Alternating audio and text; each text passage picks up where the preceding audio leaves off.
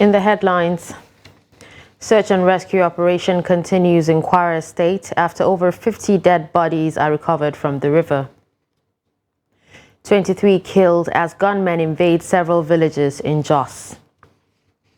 Kano State Governor demolishes multi-million naira government house roundabout. And on the foreign scene, Kenya's starvation-caused death toll reaches 303 after new bodies found. Hello and welcome to Trust News Update. I'm Darshan Hussaina Usman.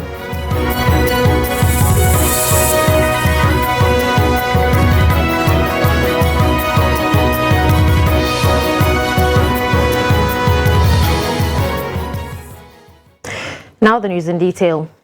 Search and rescue operation is continuing in Kwara State after a ferry conveying over 100 people capsized. The incident occurred in the early hours of Tuesday as the passengers were returning from Ebu village in Pategi area.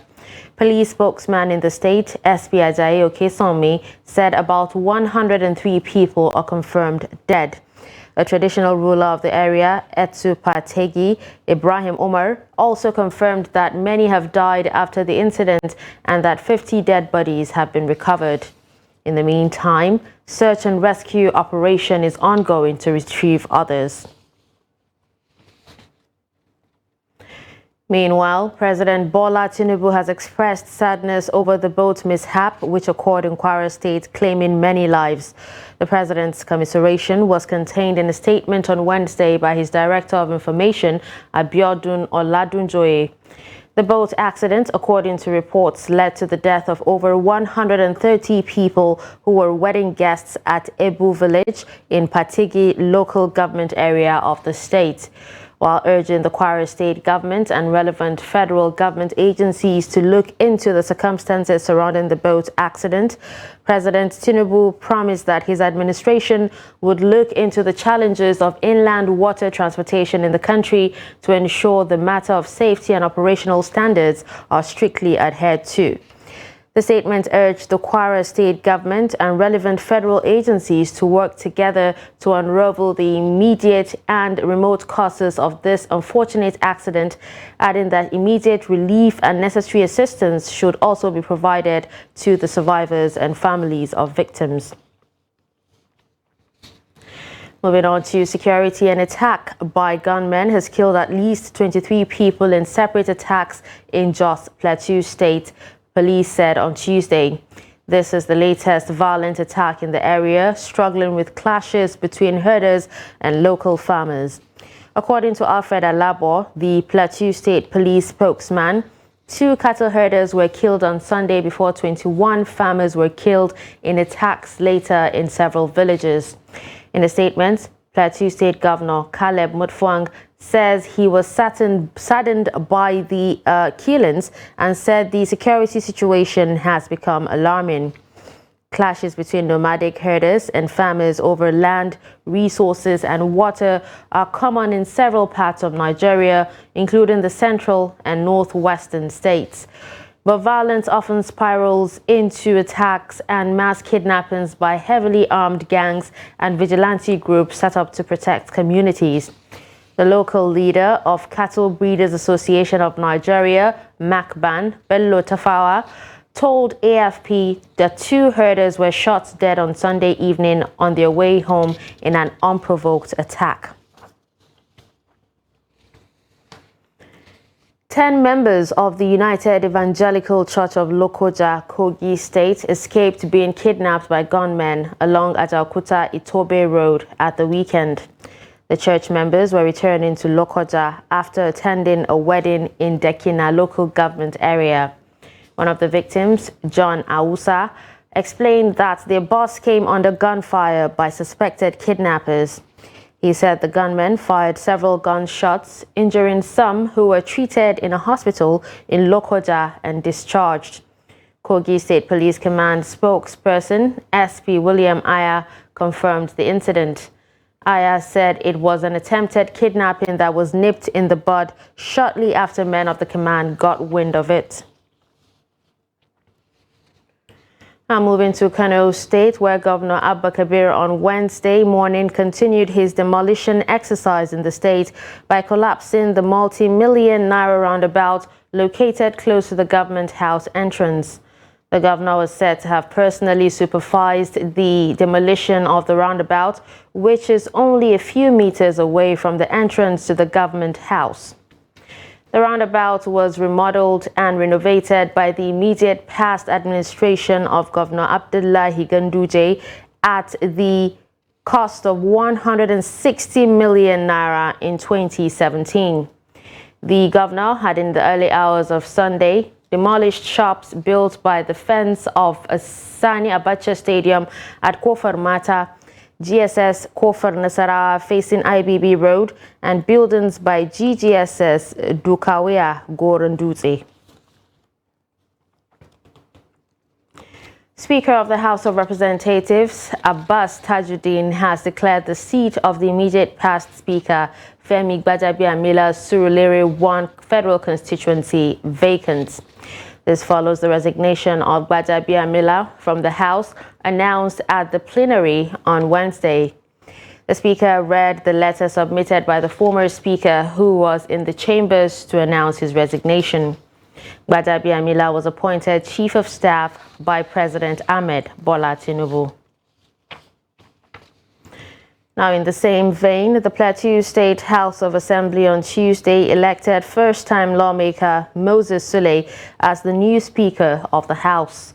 Honorable Sule, who represents Mikan constituency, was elected unopposed by the members of the House. Ado Musa has the report.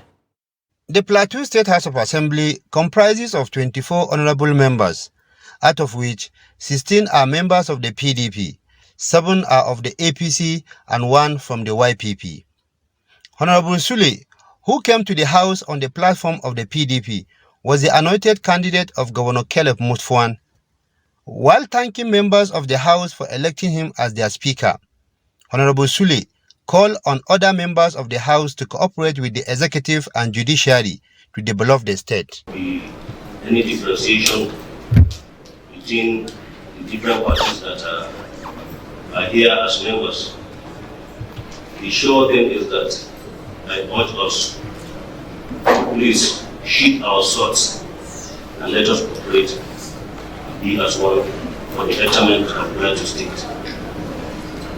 We appreciate the fact that our people, our electorates, have bestowed their trust upon us to make sure that we make relevant laws that will bring to the progress and prosperity of Plateau State.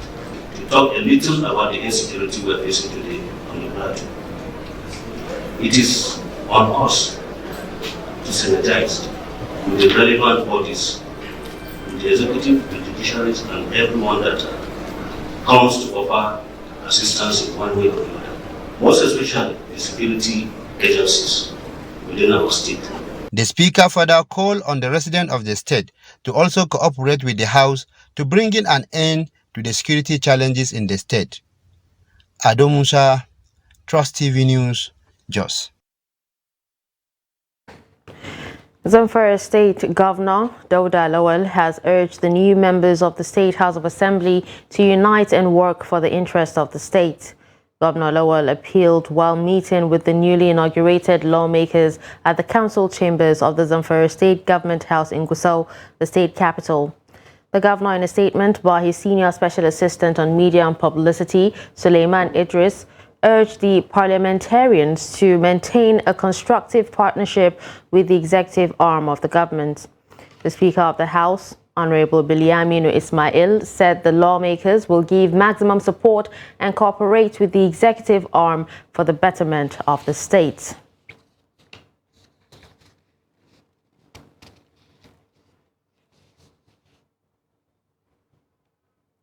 You're watching Trust News Update. Coming up after the break, we take a look at effects of dumping refuse indiscriminately. Do stay with us.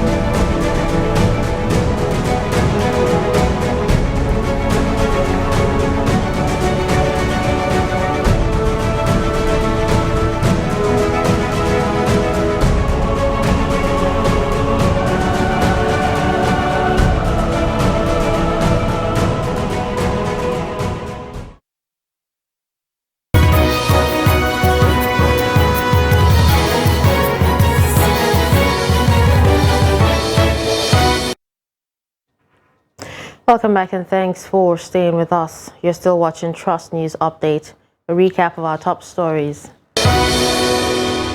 We told you that search and rescue operation continues in Kwara State after over 50 dead bodies are recovered from boat mishap. You also heard that 23 killed as gunmen invade several villages in Jos.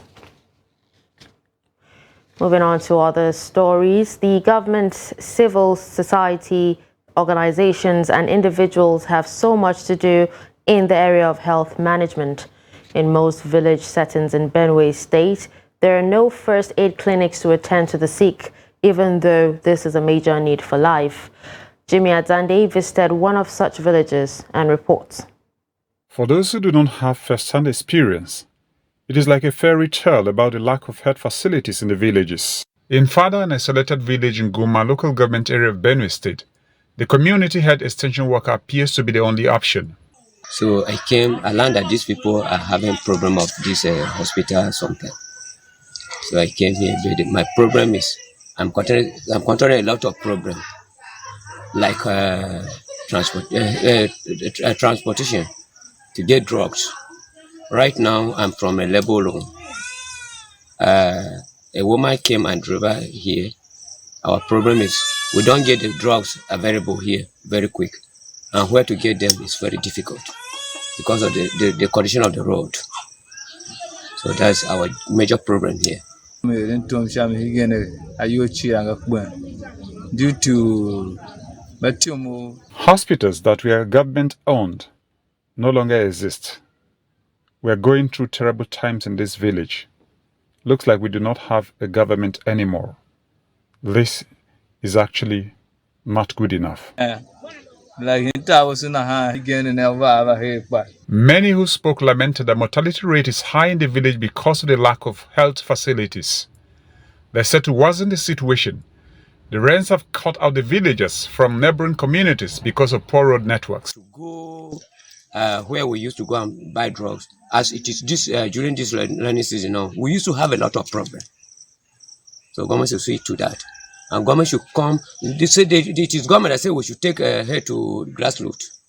So the problem is to get drugs and the load. That is our major problem here. So if the government knows that we are a people, this is the right time for them to come to our aid and make sure that our pains are eradicated. Our people need a life. Our people need to transport. They need to go out to the environment and interact with other people like normal human beings. So the government really needs to come to our aid. Otherwise, the sufferings are too much. Sad as it is, a baby was delivered as at the time of this report, and the community health extension worker said there were no drugs nor means to travel out to get some. The task force on environmental sanitation constituted by Secretary of State Governor Ahmed Aliyu has called for evacuation of solid waste in the state. Some major roads in the state metropolis have been taken over by refuse because the designated sites for dumping refuse are overstretched. Abubakar Imam reports that the task force chairman, Umar Nkwabo, blamed the previous administration for not paying attention to environmental sanitation, thus leaving residents to dump refuse indiscriminately. The report. Residents of Sokoto State heaved a sign of relief after the refuse, which had formed fountains of embarrassment in the state metropolis, had been evacuated by the task force committee constituted by the state governments. The residents had been complaining about the indiscriminate dumping of refuse along the major roads, disrupting vehicular movements.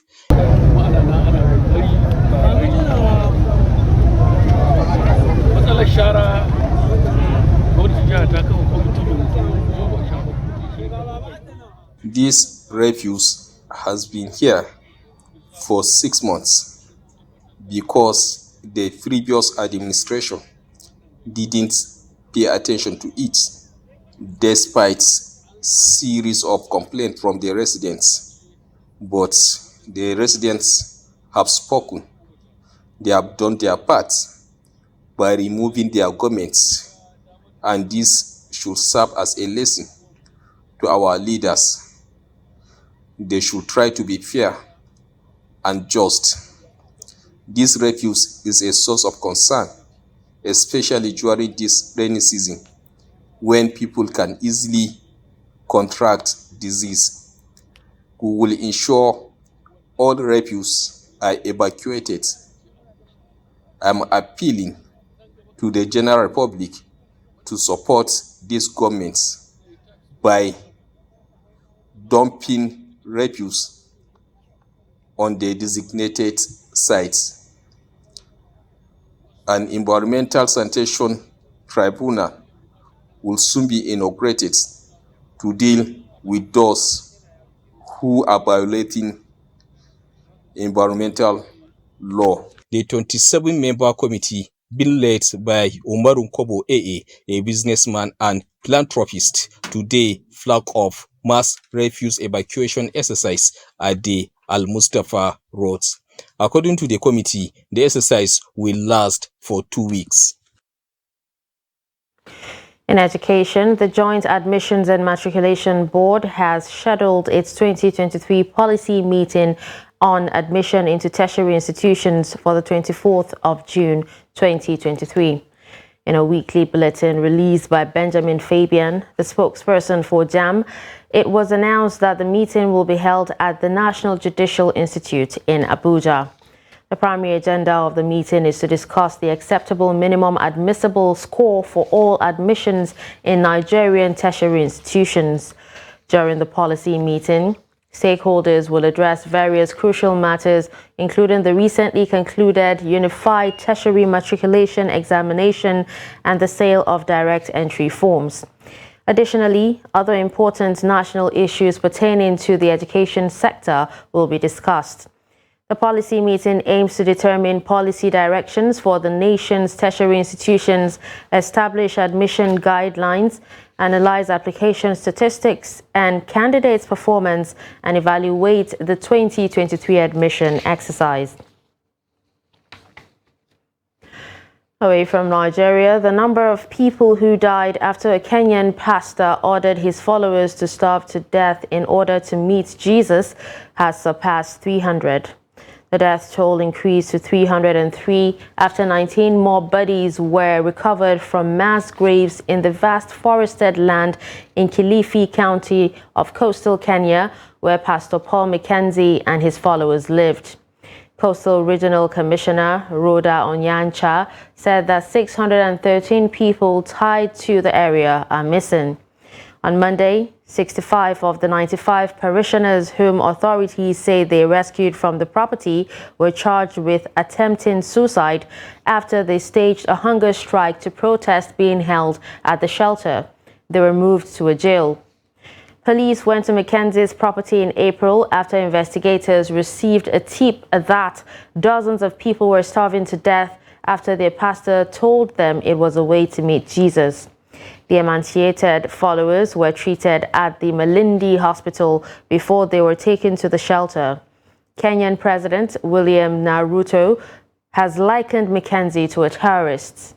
Mackenzie is expected back in court this week after police were granted more time to hold him pending investigations. Before his arrest in April, the pastor had been charged in connection with the disappearance of children but was released on bond. Interior Minister Kindiki Kithure said more mass graves were earmarked for exhumation. He suggested that the pastor might be charged with terrorism or genocide-related offenses. Still on the foreign scene, at least 17 people have died and more than 100 were rescued after a fishing boat carrying migrants and refugees capsized and sank off the southern coast of Greece. The Greek Coast Guard said 17 people died early on Wednesday after their ship sank off the Peloponnese coast. The Coast Guard had said the accident occurred in international waters in the Ionian Sea and had prompted an extensive rescue operation complicated by strong winds. 4 of the survivors were hospitalized with symptoms of hypothermia. 6 Coast Guard vessels, a Navy frigate, a military transport and an Air Force helicopter, as well as several private vessels, were taking part in the search for those missing.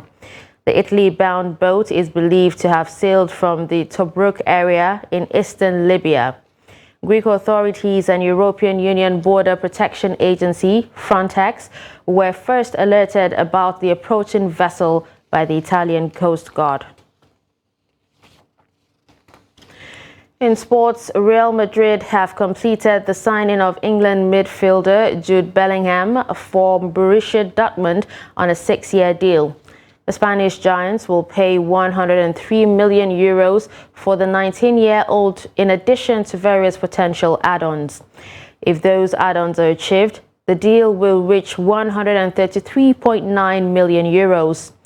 Bellingham, who started his career at Birmingham City, will be presented as a Real Madrid player at a ceremony on Thursday. One of England's top performers at last year's World Cup, Bellingham was named the Bundesliga's Player of the Season as Dortmund missed out on the first league title in 11 years on the final day. The initial fee means he becomes the second most expensive English footballer after Jack Grealish, for whom Manchester City paid Aston Villa £100 million in 2021. And finally, Newcastle United have signed Gambian winger Yankuba Minteh from Danish side Odense. The Magpies says the 18-year-old will officially join them on 1st July before moving to Dutch side Feyenoord on loan for the 2023-2024 season. Minteh had 4 goals and 6 assists in 17 Superliga matches in 2022-2023. He moved to Denmark last July after beginning his career at Gambian side Steve Biko FC. He has also played twice for Gambia in friendly internationals against DR Congo and Liberia. And with that, we've come to the end of Trust News Update. Don't forget to follow us across all our social media platforms. I'm Darshan Hussaina Usman. Thanks for watching.